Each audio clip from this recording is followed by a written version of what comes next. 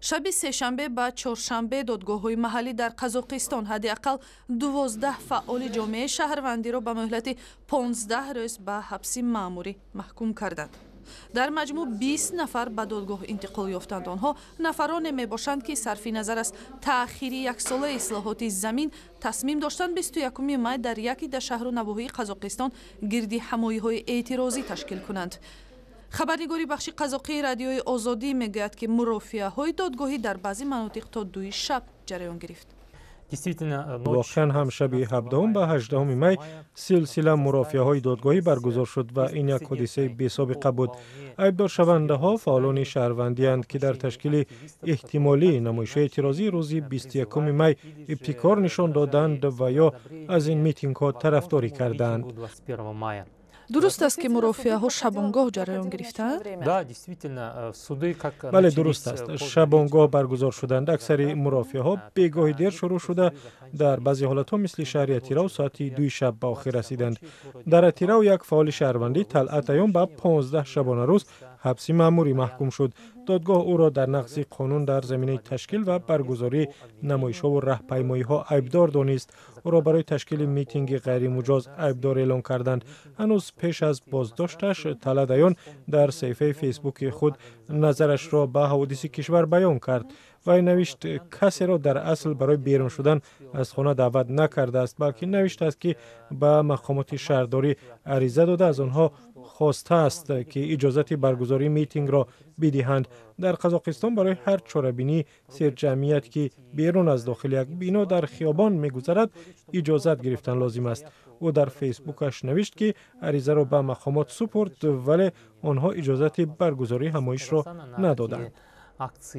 یعنی این خبر را در صحیفه فیسبوکی خود جای کرد؟ بله، حالا طرفدارانش میگویند که مقامات نوشتجات او را در فیسبوک همچون دعوت به برگزاری میتینگ غیر قانونی ارزیابی میکنند. با همین او به مهلت 15 شبانه روز حبس شد. در جریان مرافعه‌ها قانونشکنی‌های زیاد مشاهده شده است. در این باره از جمله بخش قزاقی رادیوی آزادی هم خبر داد. بله، در الماتی 5 کس بازداشت شد. آنها پیش از رسیدن به اداره پلیس در فیسبوک خود نوشتند که بازداشت با نقص زیاد از جمله با دغلی جریان گرفت. چون این حالت‌ها در بازداشت‌های دیگر نفران در مناطق دیگر هم مشاهده شده است.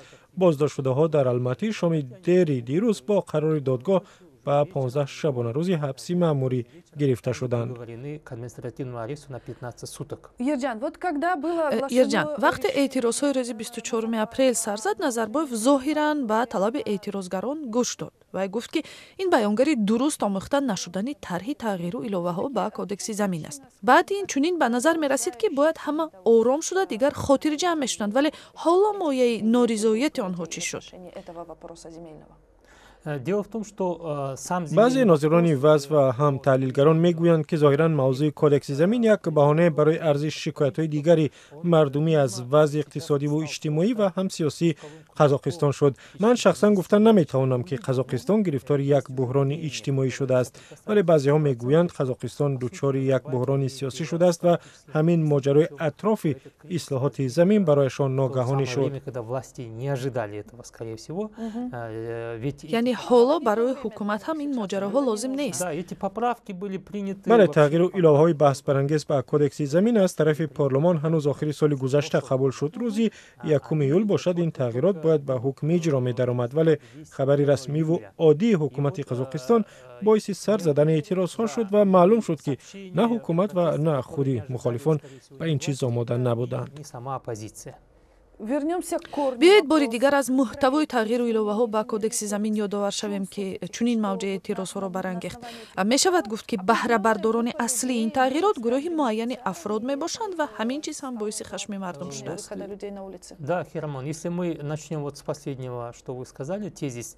بله، اگر از همین چیز شروع کنیم باید گویم که ناراضی‌ها با وجود کروپسیا در مسئله دسترسی به زمین یعنی زمین‌های کشت اشاره می‌کنند. می‌گویند این بخش از چشم جامعه پوشیده است.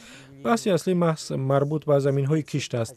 مقامات می‌گویند در قزاقستان زمین‌های زیاد بیکار خوابیدند، پول برای کارکردی زمین‌ها نمی‌رسد. واقعیت این است که ساحه کشاورزی مبلغ گذاری زیاد را طلب می‌کند، ولی در جامعه که نقش شبکه‌های اجتماعی بالا رفته است اندیشه وجود دارد که مقامداران اصلاحات کودکس زمین را به خاطر پیاده‌سازی منفعت‌های خود به راه ماندند. آنها میگویند مقامات به این راه میخواهند زمین‌های در اصل در اختیار اولیگارخ‌ها بوده را از روی قانون به تابعیت آنها گذرانند. این چنین نگرانی‌های وجود دارد که با بهانه سرمایه‌گذاران خارجی در اصل خودی مقامداران یا افراد نزدیک به پرزیدنت نورسلطان نظربایف به این زمین‌ها صاحب می‌شوند. نگرانی دیگر همین است که احتمالاً این زمین‌ها به اجاره چینی‌ها می‌گذرد.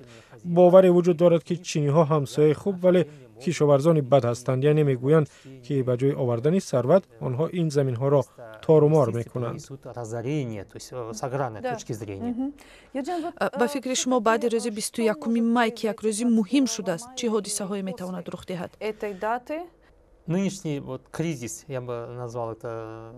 وضع حاضره را من همچون یک بحران ارزیابی میکنم، چون که با بهانه مخالفت با اصلاحات کودکس زمین مردم برای عرض شکایت‌های دیگری خود از وضع اجتماعی و اقتصادیشان برآمدند. مردم از بالاروی نرخ‌ها، بی‌قرب‌شوی، تنگ پول ملی قزاقستان، مشکلات ساحه کمونالی، بیکاری و مشکلات دیگر لب گشودند. یعنی دامن موج اعتراض‌ها میتواند گسترده‌تر شود و در این بین حتی لیدرهای نو هم ظهور کنند. آنها از میان مخالفان نو از داخل مردم سر بلند میکنند و سیماهای نو می باشند.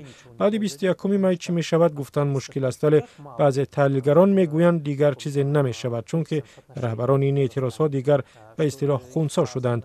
دلیل این است که شمار لیدران در جامعه شهروندی زیاد نیست.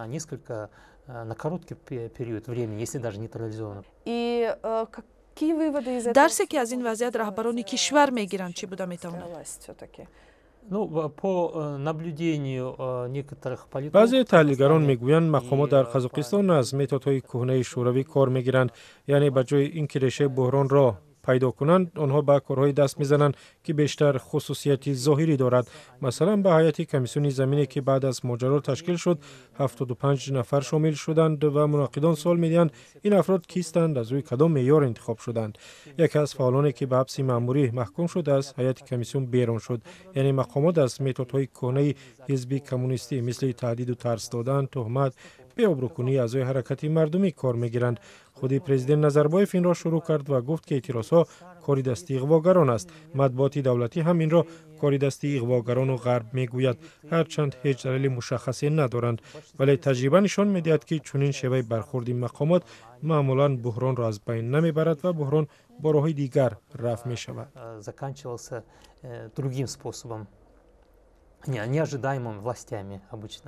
Будем внимательно следить за событиями в Казахстане. И спасибо вам за беседу. С нами был Ержан Карабек, мой коллега из Казахской службы «Радио Свобода».